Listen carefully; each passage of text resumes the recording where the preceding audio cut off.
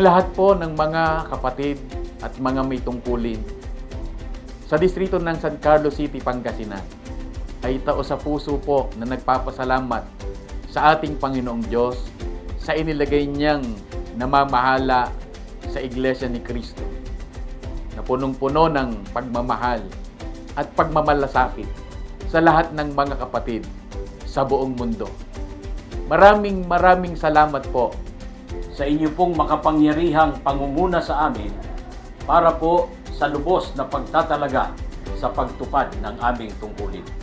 Sa inyo pong pag-iingat at pangangalaga sa kapakanan ng mga hinirang ng Diyos, sa ikatitibay po ng aming pananampalataya alang-alang sa aming kaligtasan.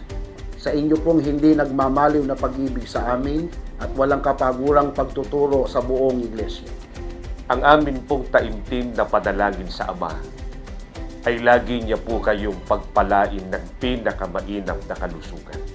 Na patuloy pa pong padaluyin sa inyo ng Panginoong Diyos ang ibayong karunungan at kapangyarihan. Na lagi po kayong ingatan at pagpalain ang inyong buong sambahayan. Igawad nawa ng Panginoong Diyos sa Iglesia ang marami pang tagumpay sa lahat ng kanyang mga gawain. Manatili ang pag-iingat ng Diyos at ang kanyang pagliligtas sa buong Iglesia. Patuloy po na maisagawa ng buong Iglesia ang malaya at payapang paglilingkod at pagsamba.